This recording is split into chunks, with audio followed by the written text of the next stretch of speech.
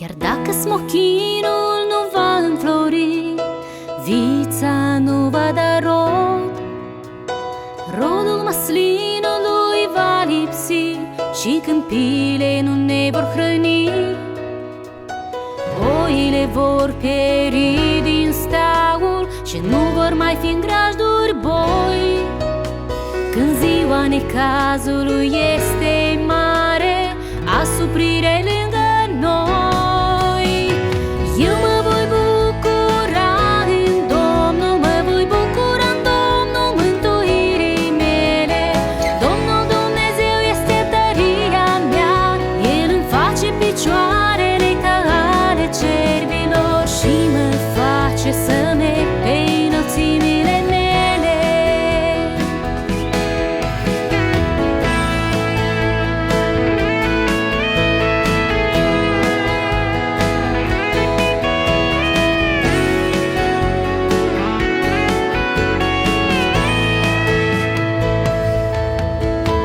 Chiar dacă smochinul nu va înflori, vița nu va da rod. Rodul măslinului va lipsi și câmpiile nu ne vor hrăni. Oile vor pieri din staul și nu vor mai fi în grajduri boi. Când ziua necazului este mare, asuprire lângă noi. Eu mă voi bucura în Domnul, mă voi bucura în Domnul mântuirii mele. Domnul Dumnezeu este tăria mea, El îmi face picioarele ca ale cervilor și mă face să merg pe înălțimile mele. Eu mă voi bucura în Domnul, mă voi bucura în Domnul mântuirii mele. Domnul Dumnezeu este tăria mea, El îmi face picioarele ca ale cervilor și mă face să merg pe înălțimile mele. Oile vor pieri din staul și nu vor mai fi în grajduri boi. Ziua necazului este mare, asuprire lângă noi. Eu mă voi bucura în Domnul, mă voi bucura în Domnul mântuirii mele. Domnul Dumnezeu este tăria mea, El îmi face picioarele ca ale cervilor și mă face să merg pe înălțimile mele. Și mă face să merg pe înălțimile mele.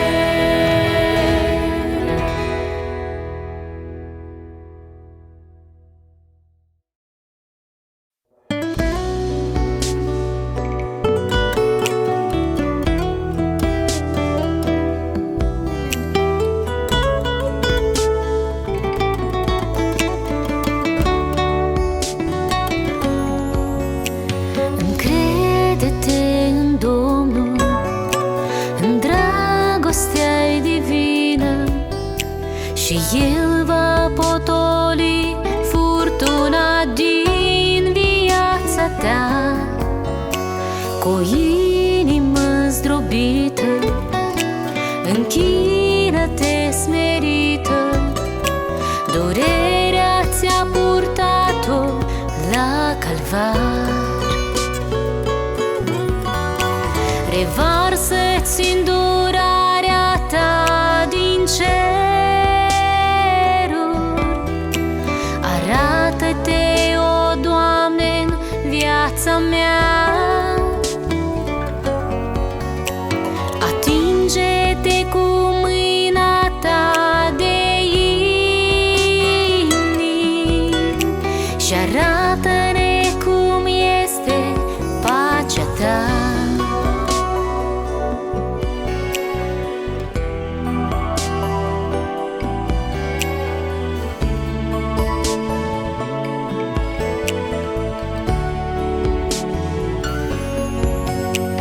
Înalță rugăciunea spre ceruri, mâini ridică. și cere îndurarea Domnului ca să ți-o dea. La El este iertarea, la El este salvarea, cu El poți să învingi orice păcat. Revarsă-ți îndurarea ta din ceruri, arată-te, o Doamne, viața mea. Atinge-te cu mâna ta de inimi și arată-ne cum este pacea ta. Revarsă-ți îndurarea ta din ceruri,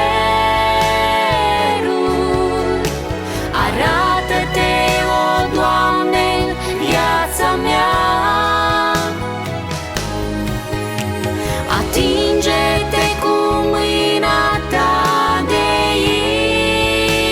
inimi și arată-ne cum este pacea ta.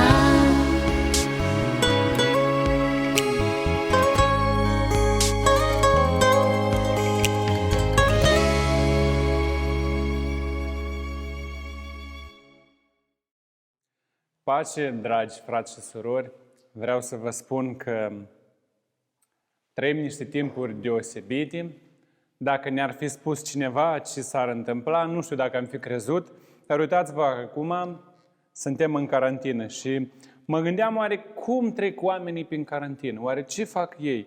Și am observat ceva. Unii stau în panică, alții sunt răzvrătiți, supărați pe autorități că trebuie să stea acasă și nu înțeleg. Mai sunt alții care îi văd căutând informații, încercând să găsească diferite informații, cum vine, căutând simptome. Alții stau și privesc filme fără ca să facă ceva. Sau pierd timp pe rețelele sociale. Dar mai este o altă categorie pe care am observat-o în ultimul timp. Mai mulți stau acum cu familiile acasă și probabil că toate soțiile acum sunt fericite că soții stau lângă ei, copiii se bucură că tații stau acasă. Avem timp mai mult să stăm în părtășii, în discuții cu soția. Avem timp să studiem Scriptura împreună. Avem timp să stăm în rugăciuni împreună. Avem timp acum să ne ajutăm unii pe alții. Mai vizitez un bătrân, îl mai ajuți. Dar în toată această situație mă uit că oamenii parcă au pierdut bucuria.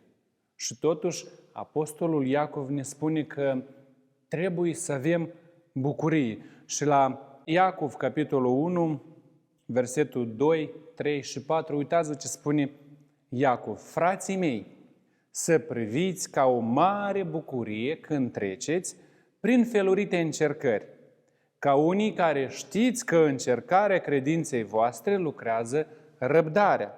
Dar răbdarea trebuie să-și facă desăvârșit lucrarea, pentru ca să fiți desăvârșiți, întregi și să nu duceți lipsă de nimic. Ce cuvinte frumoase! Și totuși parcă văd aici ceva care e greu de înțeles. Zice să privim încercarea cu o mare bucurie. Acum imaginați-vă că toți oamenii privind la noi, când țara este în carantină, când mulți sunt speriați de acest virus, noi zicem, dar eu privesc această încercare cu o mare bucurie. Ne-ar înțelege oamenii? Oare de ce oamenii nu ar înțelege toți? Haideți să vedem ce spune Scriptura. Cum poate fi privită o încercare? Spune aici să o privim cu mare bucurie. Și uitați-vă cum o privesc oamenii. În felul lumii, cu îngrijorare, cu griji, cu frustrări. Văd atâta panică în oameni. Am chemat pe cineva zilele acestea să mă ajute și zice, nu pot să ies din casă, că soția nu-i dă voie. Stau numai în o gradă, nici din o gradă nu ies. Unii caută conspirații, legături omenești, că e făcut de oameni și oamenii sunt într-o panică, într-o agitare. Cum poți vorbi aici de bucurie? Dar există o altă perspectivă de a privi această încercare care a venit peste țara noastră, peste lumea întreagă. Felul lui Dumnezeu de a privi lucrurile. Și dacă privim în Scriptură, Apostolul Petru spune în capitolul 4 a primei lui epistole să nu ne mirăm de încercarea de foc care a venit în mijlocul nostru. Să nu privim această încercare ca și ceva ciudat. Zice, dar dimpotrivă, știți ce să facem? Să ne bucurăm. Atunci când vine încercare, zice el, să ne bucurăm. Mai devreme, în capitolul 1 din prima epistolă, Apostolul Petru, în versetul 6, capitolul 1, spune: suntem întristați de această încercare, dar zice, nu pentru multă vreme, dar pentru puțină vreme. Un fel deosebit de a vedea această încercare. Suntem întristați pentru puțină vreme. Apostolul Pavel, când scrie o scrisoare tesalonicenilor, în prima epistolă către tesaloniceni, capitolul 3 și versetul 3, spune să nu ne clătinăm, deoarece știm ceva. Cei ce îl știu pe Dumnezeu știu ceva. Știu că suntem rânduiți să trecem prin suferință. Suntem rânduiți să trecem prin încercări, pentru că aceasta lucrează ceva în noi. Întărește o nădejde în noi. Apostolul Pavel, un om care a suferit atât de mult, un om care a fost și batjocorit, și prigonit, și lovit, și pus în închisoare. La a doua epistolă către Corinteni, capitolul 4 și versetul 17, Pavel spune așa: încercările noastre ușoare și de o clipă. De ce oare Apostolul Pavel privea încercările diferit? De ce oare oamenii lui Dumnezeu privesc încercările deosebit de ceilalți oameni? Zice el, pentru că aceste încercări lucrează în noi o greutate veșnică de slavă.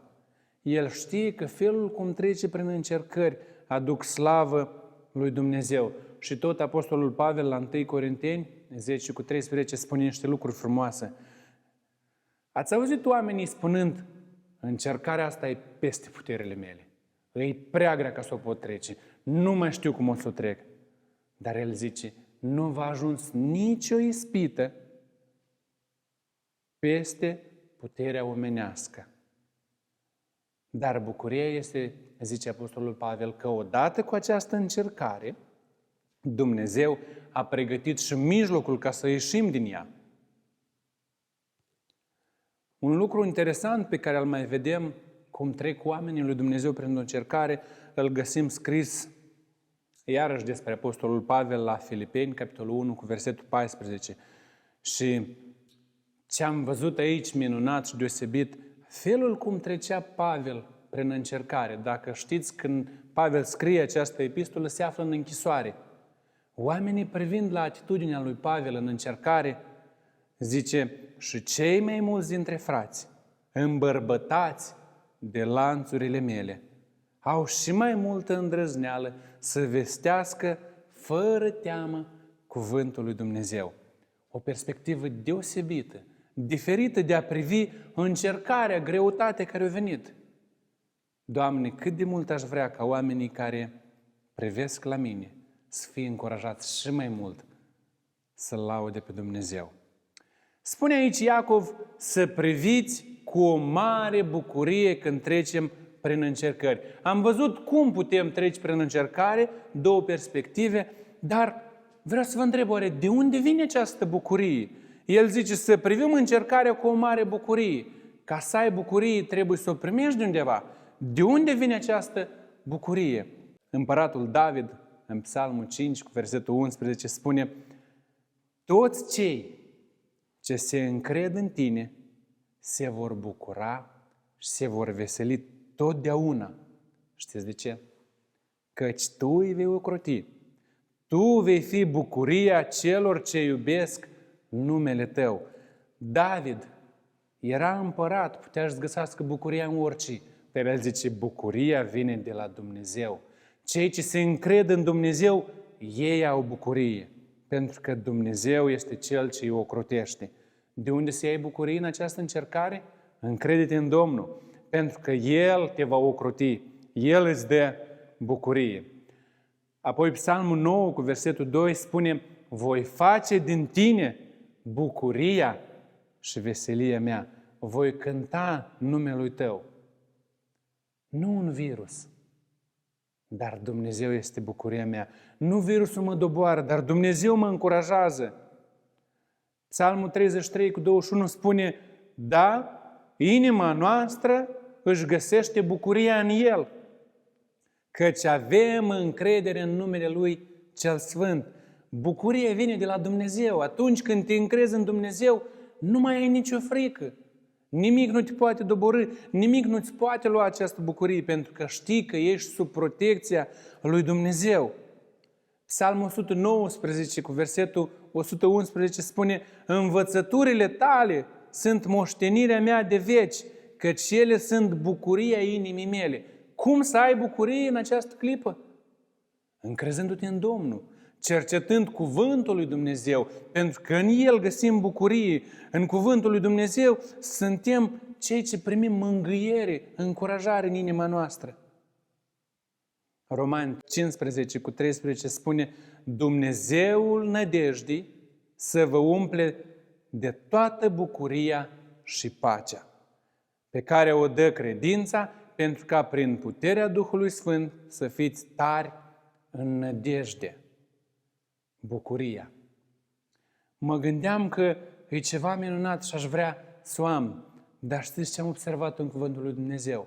Bucuria, dacă privim la Galateni 5:22, este roada Duhului Sfânt. Așa că toți cei ce se încred în Dumnezeu, toți cei ce iubesc pe Dumnezeu, toți cei ce au cuvântul lui Dumnezeu, au Duhul Sfânt în ei și El produce bucurie. O perspectivă diferită de a vedea lucrurile. Frații mei, să priviți cu o mare bucurie când treceți prin felurite încercări. Când necazul, încercarea, greutatea, ispita produce bucurie, că nu întotdeauna trebuie să se întâmple ceva ca această încercare sau greutate care te apasă să producă bucurie. Și vă spuneam mai devreme, Apostolul Pavel, fiind în lanțuri, fiind întemnițați, toți frații știau că este în închisoare. Și nu au zis să-și plângă de milă oamenilor. Dar spune Filipeni, capitolul 1, cu versetul 14, și cei mai mulți frați, fiți atenți, îmbărbătați de lanțurile mele, nu plângând de milă, nu încercând să mă jălească, dar zici, fiind îmbărbătați de lanțurile mele, știți ce au? Au și mai multă îndrăzneală să vestească fără teamă cuvântul lui Dumnezeu. Cum treci prin această încercare? Cum treci prin această perioadă de carantină? Vrei și tu să fii ca Apostolul Pavel, să zici, vreau să-i îmbărbătez pe alții ca să-L laude pe Dumnezeu, să aibă și mai multă râvnă să vestească cuvântul lui Dumnezeu fără teamă.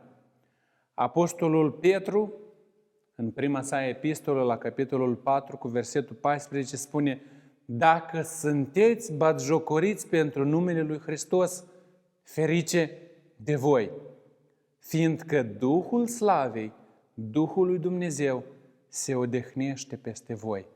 Când necazul aduce bucurie, când sunt batjocorit, când sufăr pentru Hristos, atunci când caut să vestesc numele lui Hristos, atunci El produce bucurie, când știu că Iisus Hristos este vestit. Iisus Hristos, când spunea predica sa de pe munte, în capitolul 5 de la Matei, unde este numit El fericirile, spune în versetul 10, ferice de cei prigoniți din pricina neprihănirii, căci a lor este împărăția lui Dumnezeu. Vedeți, poți fi fericit fiind prigonit din cauza că ești neprihănit, din cauza că slujești pe Dumnezeu.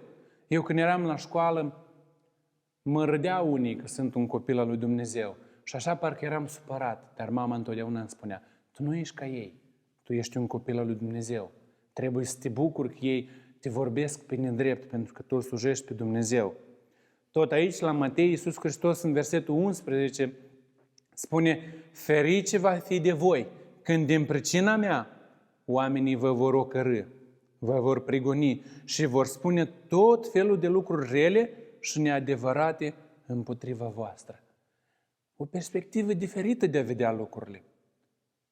S-ar putea să treci printr-un necaz și să zici, nu am bucurie. Ia analizează, poate bucuria nu ai din cauza că nu suferi pentru Hristos, pentru că nu vrei să dai slavă lui Dumnezeu. Poate nu vrei să privești spre Dumnezeu. David, un om al lui Dumnezeu, la Psalmul 30 cu versetul 11, spune un adevăr foarte important. Spune, și mi-ai prefăcut tânguirile în veselie. Mi-ai dezlegat scaunul de jale și m-ai încins cu bucurie. Dumnezeu este Cel ce îți schimbă gândirea, perspectiva. Atunci când te încrezi în Dumnezeu, indiferent de cât de mare e încercarea, cât de grea, cât de greu vezi ieșirea, când știi să te încrezi în Dumnezeu, Dumnezeu îți dă bucurie. Dumnezeu îți face tânguirile, zice David, în veselie. Dumnezeu este Cel ce îți dă bucurie. Apostolul Ioan, în capitolul 15 a Evangheliei de la Ioan, cu versetul 20, spune, aduceți-vă aminte de vorba pe care v-am spus-o. Robul nu este mai mare decât stăpânul său. Dacă m-au prigonit pe mine, și pe voi vă vor prigoni. Dacă au păzit cuvântul meu, și pe al vostru îl vor păzi. Vrei să fii fericit? Vestește cuvântul lui Dumnezeu. Încearcă în această perioadă să le spui oamenilor că au nevoie de Dumnezeu, că au nevoie mai mult să se încreadă în El. Și s-ar putea întâmpla să fii prigonit. Dar bucur-te. Asta înseamnă că ești un ucenic al lui Iisus Hristos. Atunci când suferi din cauza prigoanei pentru Iisus, ai bucurie. Pentru că un ucenic al lui Iisus Hristos nu se gândește la ce suferă, ci bucuria lui pentru că el poate să slăvească, știți pe cine? Pe Dumnezeu. Și asta îți dă o bucurie. Asta îți dă bucurie că îl poți trăi pe Iisus Hristos. Spune aici Apostolul Iacov să ne bucurăm când trecem prin felurite încercări, dar el spune și de ce. Pentru că știți, spune, ca unii care știți că încercarea credinței voastre lucrează ce? Răbdarea. Încercarea credinței voastre lucrează răbdarea. Ce înseamnă a aștepta răbdare? Ce înseamnă a avea răbdare? Eu când eram mai mic, întotdeauna mă spunea, rabdă. Și eu tot mă gândeam, și răbdarea asta, de ce mama tot mă pune să răbd? Acum am și eu copii acasă și când spune ceva, spun rabdă și el se indignează. De ce îl pun să rabde? De ce îi spun să aștepte? Ce este răbdarea? De ce Apostolul Iacov spune că încercarea lucrează în noi răbdare, produce în noi răbdare? De ce oare e așa de importantă această răbdare? Ce înseamnă ea? Și m-am uitat ce zice dicționarul explicativ al limbii române. Ce înseamnă răbdare? Foarte interesant. Spune faptul de a răbda, capacitate ferească de a suporta greutăți și neplăceri fizice sau morale, putere de a aștepta în liniște desfășurarea anumitor evenimente. Apoi mai zice acțiune de a răbda, paciență, așteptare, stăruință, perseverență. Ce este răbdarea?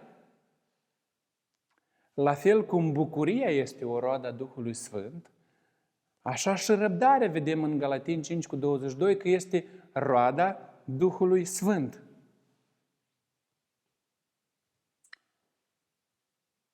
Oare la ce îmi folosește răbdarea?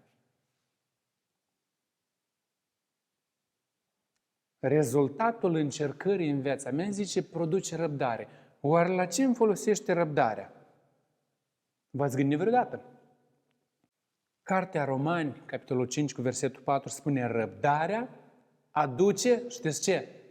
Biruință în încercare, iar biruința aceasta aduce nădejde. Foarte interesant. Mulți oameni ar vrea să aibă lucruri mari. ar vrea să obține lucruri înalte, fie că e vorba de o carieră, fie că e vorba de învățătură, fie că e vorba de lucruri de aici, fie că e vorba de cele de sus. Oamenii vor să fie cineva. Și pentru a ajunge undeva sus, e nevoie de răbdare. Dar uitați-vă cât de simplu spune aici Apostolul Pavel: răbdarea aduce biruință în încercare. Vrei să birui încercarea? Da. Cum? Rabdă. Pentru că atunci când ești gata să răbzi, în mintea ta apare o nădejde. Încercarea se va sfârși. Încercarea aceasta nu-i lungă. Încercarea asta e scurtă. Ea pune o nădejde pentru că îl voi sluji pe Dumnezeu. Voi fi cu Dumnezeu. Apostolul Pavel, când trecea prin încercări, la un moment dat, fiind atât de apăsat, având chiar prorocie că va muri, zice: ce tot înrupeți voi inima? Eu sunt gata nu numai să mor. Eu vreau să fiu cu Iisus. El vedea ca o mutare trecerea lui la Dumnezeu și nu avea nicio bucurie, nicio întristare, pentru că avea o nădejde. Nădejdea că va fi cu Dumnezeu. Ei, încercarea care o trecem lucrează în noi răbdare ca să avem nădejde să fim cu Dumnezeu. Și în toate privințele arătăm că suntem niște vrednici slujitori ai lui Dumnezeu prin multă răbdare, în necazuri, în nevoi, în strâmtorări. Atunci când ești un slujitor al lui Dumnezeu, nu poți să te porți oricum, pentru că tu îl reprezinți pe Dumnezeu și atunci e nevoie de ceva. Noi când privim la unii oameni spunem: ăsta e foarte, așa de repede se aprinde, trebuie să fii foarte atent cu el. Nu, ăsta e un om bun, ăsta e moale, e răbdător, cu el poți stai de vorbă că ești înțelept, îți spune mult. Și spune aici Apostolul Pavel: noi arătăm că suntem niște vrednici slujitori ai cui? A lui Dumnezeu. De asta avem multă răbdare, pentru că noi îl reprezentăm pe Dumnezeu.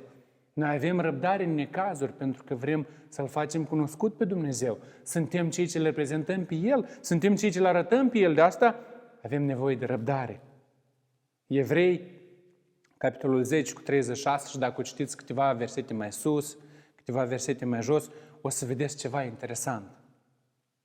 Căci aveți nevoie de răbdare, ca după ce ați împlinit voia lui Dumnezeu, să puteți căpăta ce v-a fost făgăduit. Și spune acolo mai sus de oamenii care și-au pierdut tot. Averi, case pentru Dumnezeu. Zice: aveți nevoie de răbdare, dar pentru ce? De ce am nevoie de răbdare? Ca să birui încercarea, ca să arăt că sunt un vrednic slujitor al lui Dumnezeu, ca să pot împlini voia lui Dumnezeu, zice aici la Evrei 10 cu 36. Atunci când am răbdare, pot împlini voia lui Dumnezeu, pentru că Dumnezeu lucrează prin mine. Cât de minunat ar fi ca toți să fim niște oameni răbdători. Și m-am gândit să găsesc în Scriptură câteva exemple de oameni care au răbdat. Și primul care m-a venit în minte, nu vă spun cine, dar o să vă dați seama, scrie la Isaia 53 cu 7. Și uitați-vă ce cuvinte frumoase spune despre el. Când a fost chinuit și asuprit, n-a deschis gura deloc, ca un miel pe care îl duci la măcelărie și ca o oaie mută înaintea celor ce o tund. N-a deschis gura deloc. Ce exemplu frumos de răbdare al Domnului Iisus Hristos. Când a fost chinuit și asuprit, n-a deschis gura deloc. Imaginează-ți acum că te-ar chinui, te-ar biciui, te-ar lovi, te-ar apăsa. Ai fi așa ca Domnul Iisus Hristos, dând exemplu de răbdare, ca să împlinești voia lui Dumnezeu? Cât de frumos exemplu! Apostolul Pavel îi scrie o scrisoare lui Timotei, în a doua epistolă lui Timotei, capitolul 2 și versetul 10, și spune: de aceea rabd totul cu un scop, pentru cei aleși, pentru ca ei să capete mântuirea care este în Iisus Hristos împreună cu slava veșnică. De aceea rabd totul pentru cei aleși. Cât de minunat să-ți pui viața în mâna lui Dumnezeu. Odată mă întreba cineva, dacă ai 100 de lei în mână și 20 de lei jertfești Domnului, dar 80 ți las ție, cât ți-o rămas? Și eu privind așa zic, păi 80. Zice, nu.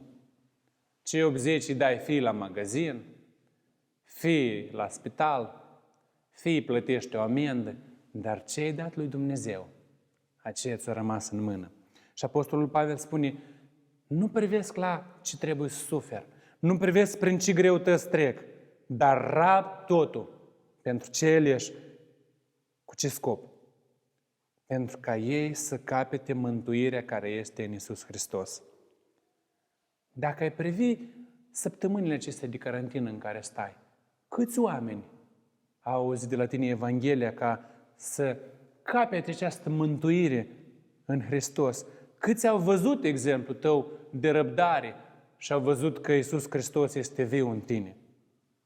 Rab totul pentru Evanghelie, ca oamenii să vină la Hristos. Un alt om foarte interesant, Timotei, la Filipeni 2:22 spune așa, știți râvna lui încercată, cum ca un copil cu tatălui a lucrat ca un rob împreună cu mine pentru înaintarea Evangheliei. Câte drepturi are un rob? Niciunul. Un rob lucrează fără să primească o remunerare. Un rob lucrează fără ca să îi se dea ceva. Și unii stăpâni de robi le dădeau hrană, alții mai îngrijau de ei, dar ei nu primeau nimic. Și Apostolul Pavel spune, exemplul lui Timotei, a lucrat cu mine ca un rob, a răbdat, a suferit, nu ca să-mi demonstreze mie ceva, dar zice, pentru înaintarea Evangheliei. Când încercarea aceasta produce răbdare? Atunci când lucrezi pentru Evanghelie, atunci când îți pui viața în slujba lui Dumnezeu, atunci când știi să slujești pe Dumnezeu. Un alt om, Epafrodit, care a fost împreună cu Pavel și Timotei și a pus viața în joc. Și uitați-vă ce spune Apostolul Pavel despre el. Căci pentru lucrul lui Hristos a fost el aproape de moarte și și-a pus viața în joc ca să împlinească ce lipsea slujbei voastre pentru mine. Căci pentru lucrul lui Hristos și-a pus el viața în joc. Un om care a răbdat, a suferit, a fost gata să-și piardă viața. De ce? Pentru lucrul lui Hristos. Astăzi oamenii nu vor să iasă din casă, fie că le-au recomandat asta autoritățile, fie ca să nu se îmbolnăvească, că le este frică. Dar acest om, zice, și-a pus viața în joc pentru lucrul lui Hristos. Exemplu minunat de oameni care o știu ce înseamnă bucurie în necaz, o știu ce înseamnă răbdare, o știu ce înseamnă să fii plăcut lui Dumnezeu.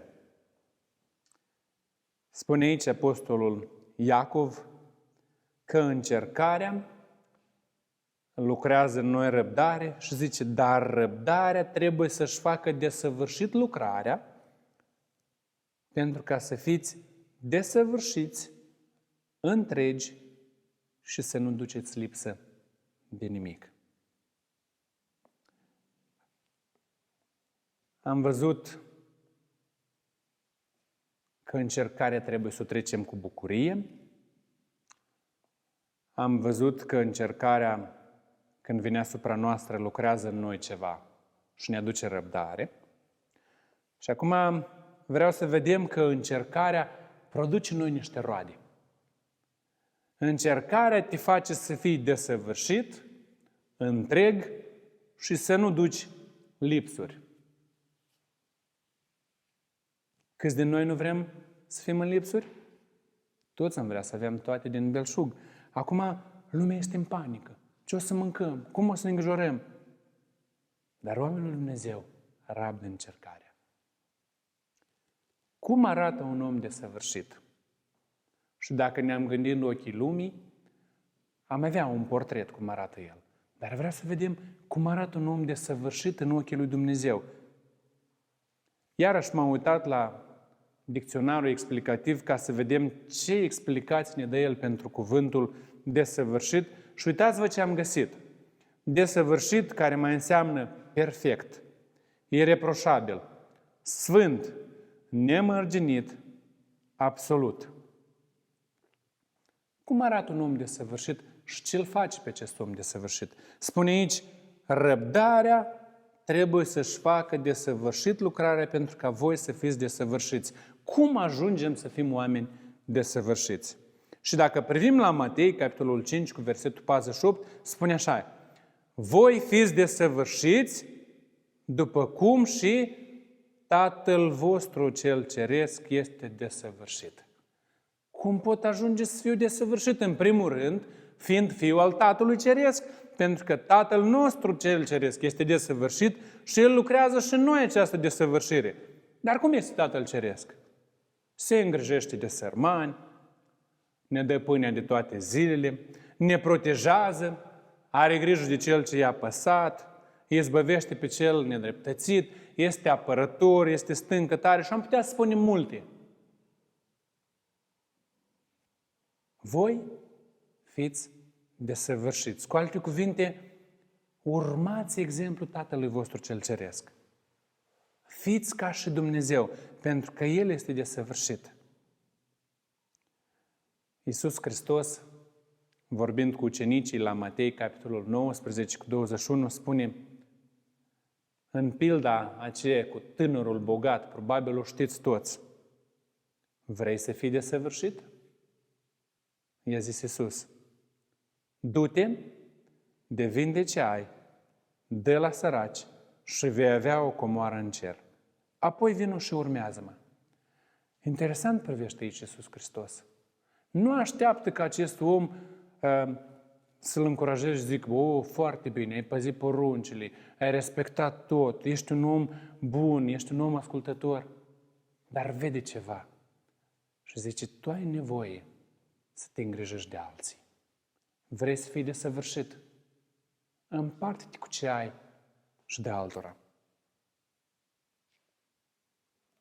Cei mai mulți, probabil, în țara noastră sunt îngrijorați.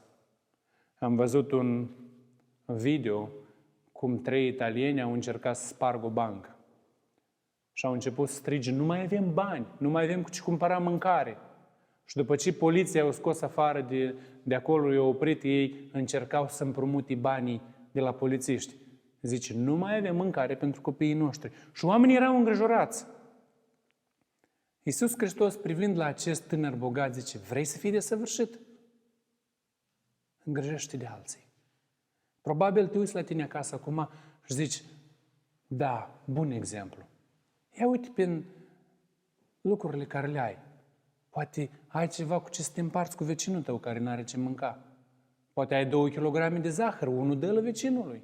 Dă-l celui neajutorat. Poate ai un bătrân care n-are cine-i tăia niște lemne, n-are cine-i aduce o căldare de apă. Vrei să fii desăvârșit? Încearcă să-l ajute. Fii de ajutor. Spune Iisus Hristos, du-te, devinde ce ai și dă la săraci. Și vei avea în cer o comoară.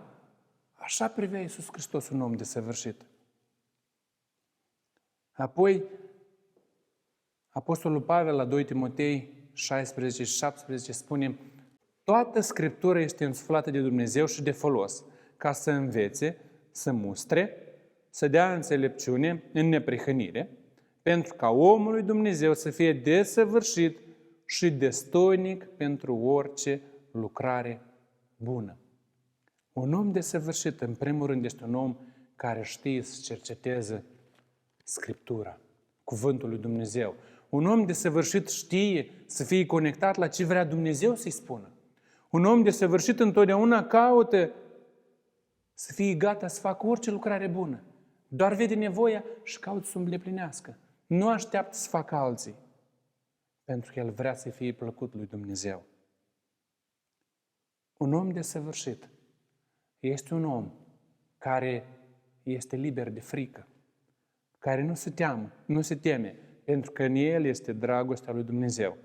1 Ioan, capitolul 4, cu versetul 18, spune, în dragoste nu este frică, ci dragostea desăvârșită izgonește frica. Pentru că frica are cu ea pedeapsa și cine se teme n-a ajuns desăvârșit în dragoste. De ce te temi? Vorbeam cu soția mea și așa parcă se îngrijora și spune, nu știu ce o să facem, nu știm cât ne așteaptă criza, oare din ce o să trăim? Și mă uit la ea și am zâmbit și zic, Dumnezeu va purta de grijă. Noi trebuie să ne îngrijim de alții. Și atunci am rugat-o să fac un pachet pentru cineva și zice, păi da, asta mă tin că ne trebuie și nouă. Și zic, ce ai două, dă și la alții, că Dumnezeu va purta de grijă. Și vreau să vă spun că am primit așa o bucurie, că am putut să fim de ajutor. Atunci când n-ai frică, încerci să strângi totul pentru tine. Și oricum nu-ți ajunge. Dar zice aici Ioan, în dragoste nu este frică. Când vrei să iubești pe aproapele tău, când vrei să te îngrijești de alții, că probabil toți acum trec prin greutăți. Caută să fii de folos altuia. Caută să ajuți. Iisus Hristos îi spune tânărului bogat, vrei să fii desăvârșit, îngrijește de nevoile altora. Nu avea frică de ziua de mâine, de ce se va întâmpla peste o săptămână. S-ar putea să nu ajungi. Bucur-te că poți să ajuți pe cineva. Spune aici, mai departe, Iacov, răbdarea aceasta lucrează în noi desăvârșire, apoi zice ca să fiți desăvârșiți și mai zice să fiți întregi. Mă gândeam, oare ce înseamnă a fi un om întreg? M-am uitat în altă traducere și acolo spune a fi un om complet. Ce înseamnă a fi un om? Răbdarea lucrează în tine desăvârșire și apoi te faci întreg sau complet. Ce înseamnă a fi un om întreg? Probabil că vrea să spună a fi un om care aparține total lui Dumnezeu, care e dedicat total lui Dumnezeu. Probabil spune că a fi un om integru, un om care nu e pe jumătate cu Dumnezeu și pe jumătate fără Dumnezeu, dar un om care în totalmente aparține lui Dumnezeu. Un om care tot ce face pentru ca Dumnezeu să fie slăvit. Îl îndeamnă Pavel pe Timotei în capitolul 2 cu 15 de la a doua epistolă către Timotei și spune caută să te înfățișezi înainte lui Dumnezeu cum? Ca un om încercat. Ca un lucrător care n-are de ce să-i fie rușine, care împarte drept cuvântul adevărului, cuvântul lui Dumnezeu. Un om întreg este un om încercat. Și noi știm ce înseamnă că este un om încercat. Am un prieten și el zice, pe ăsta putem să-l sunăm, ăsta e un om încercat. El a trecut testul. Așa, el are grijă să-i mai încerce pe unii oameni. Și nu e într-un lucru rău. Dar noi știm la cine poți apela, la cine nu poți apela. Da, ăsta te ajută, ăsta e un om încercat, e testat, el vine, da, ăsta cu tine. Dar ăsta nu, ăsta e mai mult de stat acasă. Spune Dumnezeu, caută să fii un om încercat. Un lucrător al lui Dumnezeu care n-are de ce să-i fie rușine. Pentru că el împarte drept cuvântul adevărului, cuvântul lui Dumnezeu. Pe lângă faptul că un om întreg este un om încercat, unul care n-are de ce să-i fie rușine, mai este și unul care întotdeauna se dă exemplu. Și tot aici, în capitolul, Apostolul Pavel îl sfătuiește pe Timotei, la Tit, capitolul 2, 6 și 7, și spune sfătuiește de asemenea pe tineri să fie cumpătați. Și dă-te pe tine însuți pildă în fapte bune, în toate privințele, iar în învățături dă dovadă de curăție, de vrednicie. Fii un exemplu. Dă-te un exemplu în fapte bune. Dă-te un exemplu atunci când este nevoie de slujire. Fii tu un exemplu, fă fapte bune, în toate privințele, zice. Să nu cumva să fii de cela de care la oameni le este rușine. Dar nu cumva lui Dumnezeu să fie rușine de tine. Zice, în învățătură dă dovadă de curăție și vrednicie. cum ai putea să fii un exemplu în învățătură? Ca să poți fi exemplu în învățătură, trebuie să înveți. Un om care e întreg nu poate fără să studieze Cuvântul lui Dumnezeu. Un om întreg, un om integru, el vrea în fiecare zi să vadă ce spune lui Dumnezeu. Și mai ales acum, când suntem cu toții acasă, avem atâta timp să studiem, să citim, să ne rugăm, să stăm împreună în părtășie, să fim oameni întregi, oameni lui Dumnezeu, oameni care aparținem total lui Dumnezeu. Un exemplu foarte frumos de om întreg este exemplul lui Pavel. La 1 Corinteni 11:1, Pavel spune: călcați pe urmele mele, întrucât și eu calc pe urmele lui Hristos. O expresie foarte îndrăzneață. Oare cât suntem gata să spunem: călcați, oameni buni, pe urmele mele, că eu merg după Hristos? Apostolul Pavel se dă exemplu. El spune: pentru mine a trăi este Hristos și a muri este un câștig. El nu are altă bucurie decât să trăiască pentru Iisus Hristos. De asta când îi sfătui pe Corinteni zice: nu știți ce să faceți? Călcați pe urmele mele. Uitați-vă la pilda mea, uitați-vă la exemplul meu, uitați-vă cum am lucrat între voi. Faceți ca mine, pentru că eu fac ce a făcut Hristos. Un om întreg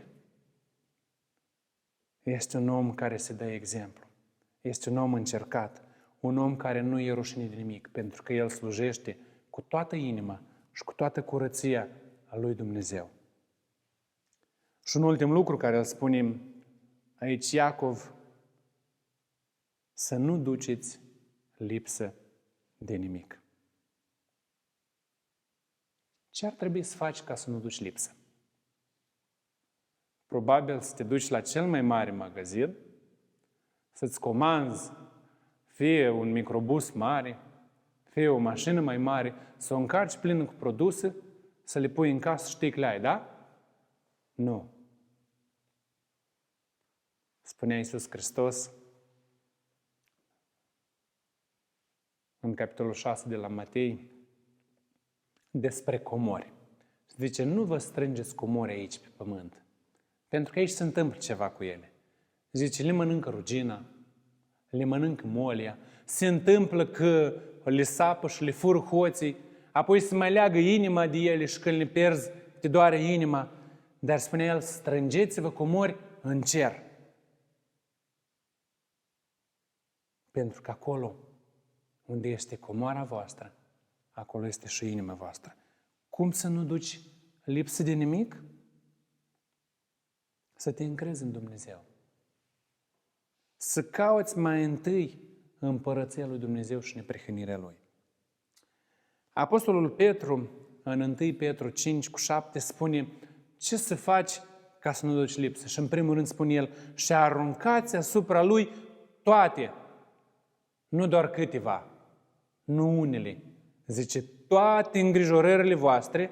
De ce? Căci El îngrijește de voi. Vrei să nu duci lipsă? Care-i nevoia? Care-i greutatea? Care-i problema? Aruncă-o lui Dumnezeu. Încredințează lui Dumnezeu. Dă-i lui Dumnezeu și Dumnezeu îți va împlini această nevoie. El se îngrijește de tine. De ce să te mai îngrijorezi tu? Dacă vrei să nu duci lipsă, pune tot ce ai în mâna lui Dumnezeu. Și Dumnezeu o să îngrijească. Psalmul 127 cu versetul 2, a doua parte, spune: căci prea iubiților Lui El le dă pâinea ca în somn, ca în vis. Cât de minunat să te încrezi în Dumnezeu. Mai devreme spune: dacă nu zidește Dumnezeu o casă, degeaba muncesc oamenii acolo. Dar dacă te încrezi în Dumnezeu, El îți dă pâinea ca în somn, ca în vis. Adică Dumnezeu îți poartă de grijă. Nu tu trebuie să te îngrijești. Ceea ce trebuie să fac eu, ca să nu duc lipsuri, să aduc toate îngrijorările la Dumnezeu. Doamne, mă îngrijorez că n-am ce mânca. Poartă-mi de grijă și Dumnezeu să poarte. Mă îngrijorez că n-am ce mă îmbrăca. Dumnezeu să poarte de grijă. Doamne, mi-e sete. Dumnezeu să poarte de grijă. Adă toate nevoile tale în fața lui Dumnezeu. Și Dumnezeu îți va purta de grijă. Dar vrei să fii bogat în împărăția lui Dumnezeu? Vrei să nu duci lipsă? Uitați-vă ce exemplu frumos dă Apostolul Pavel în 2 Corinteni 8:14. Și vorbește el aici despre o strângere de ajutoare pe care o făceau sau despre care vorbeau corintenii că o vor face. Și spune, aici este vorba de o potrivire. Capitolul 8, versetul 14. Zice, în împrejurările de acum, prisosul vostru acoperă nevoile lor. Pentru ca și prisosul lor să acopere la rândul lor nevoile voastre, căci așa va fi o potrivire. Probabil că acum te gândești, e criză, dar eu sunt bine. Eu până când nu duc lipsuri, dar încerc să nu mă îngrijorez și să păstrez ce am ca să am pe mai mult timp. Uite ce spune aici Apostolul Pavel. Probabil tu ai mai mult acum, dar este cineva care nu are. Împarte-te cu el. Este o potrivire, zice Apostolul Pavel, ca prisosul tău să acopere nevoile altora. Și nu știi cum să schimbă situația mâinii. Și dacă știi să ajuți pe alții, Dumnezeu va îngriji ca și alții să te ajute pe tine. Fii un om care îi ajuți pe alții. Vrei să nu duci lipsă? Caută nevoile altora. Caută să fii așa cum cere Dumnezeu. La Matei, capitolul 7, versetul 12, spunea Iisus Hristos niște cuvinte extraordinare. Toți ce voiți să vă facă vouă oamenii, faceți-le și voi la fel. Ce ai vrea să-ți facă oamenii în această perioadă de criză? În această perioadă de carantină, în această perioadă când cei mai mulți stau acasă și nu lucrează, ce ai vrea să facă când și tu stai acasă? Probabil că ai vrea oamenii să-ți poarte de grijă, să se îngrijească. Fii tu primul. Caută să împlinești nevoile oamenilor. Vrei să nu duci lipsă? Ai grijă de nevoile altora. Vezi poate vecinul tău, poate cineva care ți-e aproape, poate cineva care e mai bătrân și nu poate ieși. Vezi ce nevoie are și poartă de grijă. Apostolul Pavel la Galateni, capitolul 6, versetul 9 și 10 spune să nu obosim în nu a lucra pentru noi. Zice, în facerea binelui. Căci la vremea potrivită, zice, vom secera, dacă nu vom cădea de oboseală. Așadar, cât avem prilej să facem bine, zice, la toți și mai ales fraților în credință. Vrei să fii un om care nu duci lipsă? Nu obosi în facerea binelui. Fă bine la toți oamenii. Nu căuta cine merită, cine nu merită, cine are, cine nu are. Dacă ți-a pus Dumnezeu pe grijă, pe inimă să te îngrijești de cineva, caută și împlinește această nevoie. Pentru că la Fapte 20:35 spune, este mai ferice să dai decât să primești. Cum să nu duci lipsă?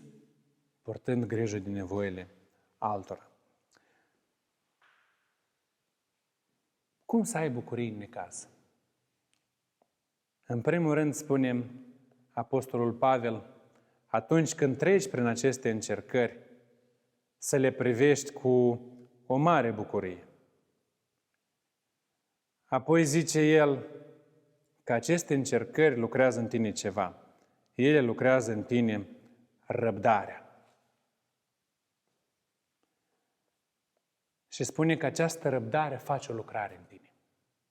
Te face un om desăvârșit, întreg și un om care nu duce lipsă de nimic. Toate încercările și îngrijorările care le vin, toate necazurile trebuie privite cu o mare bucurie. Dar această bucurie poate fi răpită atunci când nu privim încercarea în felul cum o vede Dumnezeu.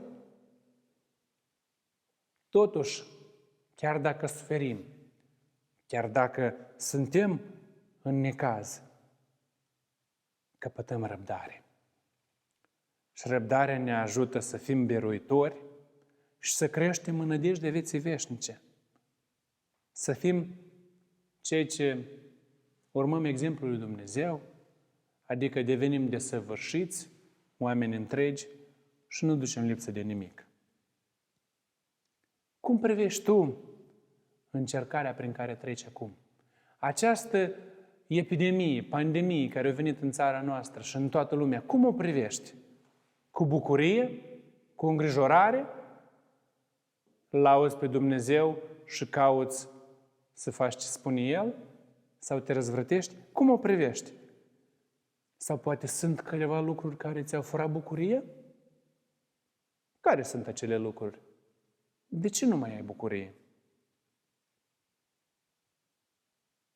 Această încercare care te face să suferi este pentru numele Lui Hristos? Pentru a arăta că ești un exemplu al lui Iisus? Un urmaș al Lui?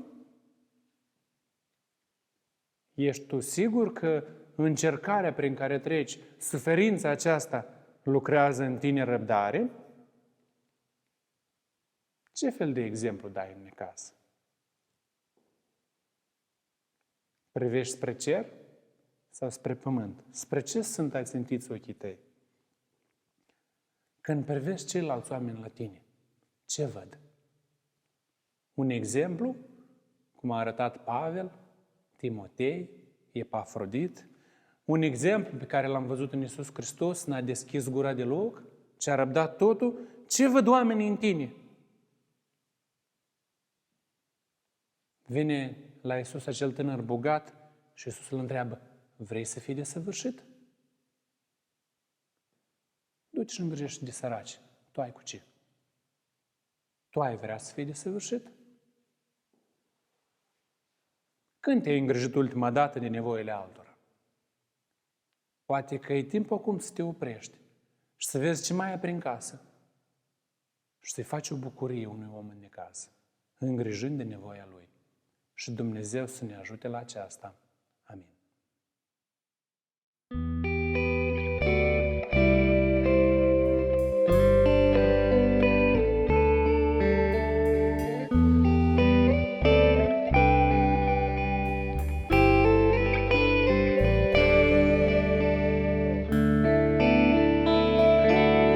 În adorare, smerenie, închinare, vin în prezența ta să mă închin. Sunt al tău rob, primește tu gloria, mâini curate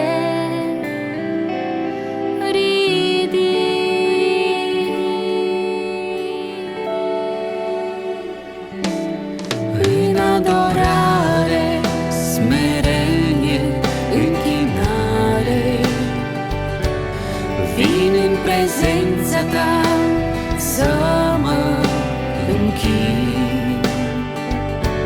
Sunt al tău rob, primește tu gloria, mâini curate ridic. Mielul ce stă pe tron de mărire, glorie, onoare îi dăm. Prin adorare stăm în închinare, închină-te lui, Domnului Domn, închină-te lui, Domnului Domn.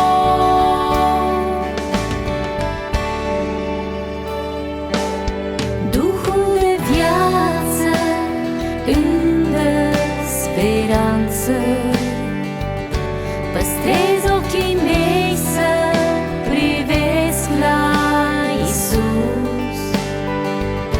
Creația îmi spune că El este Domnul, Regele regilor, venit de sus. Mielul ce stă pe tron de mărire,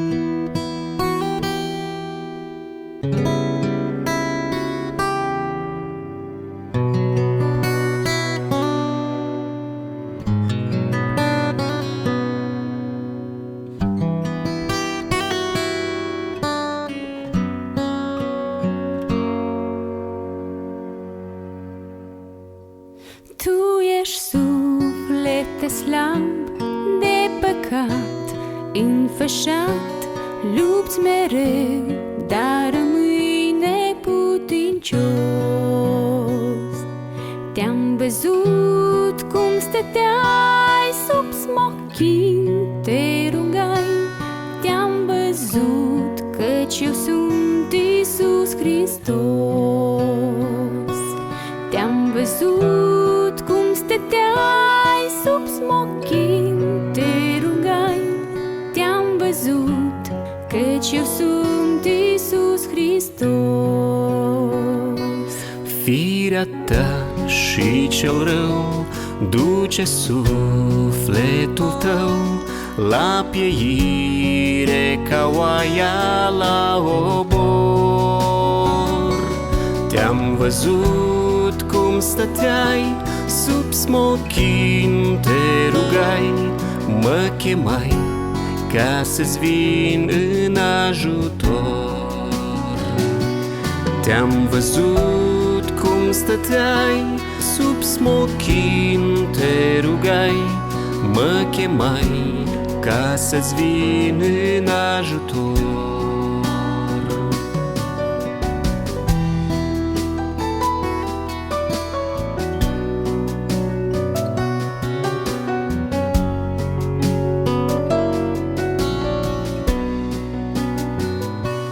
Însetat și flămând, așteptai, suspinând, mângâiere să-ți deie cineva. Te-am văzut cum stăteai sub smochin, te rugai și-am venit să-ți ascult durerea ta. Te-am văzut cum stăteai sub smochin, te rugai și-am venit să-ți ascult durerea ta.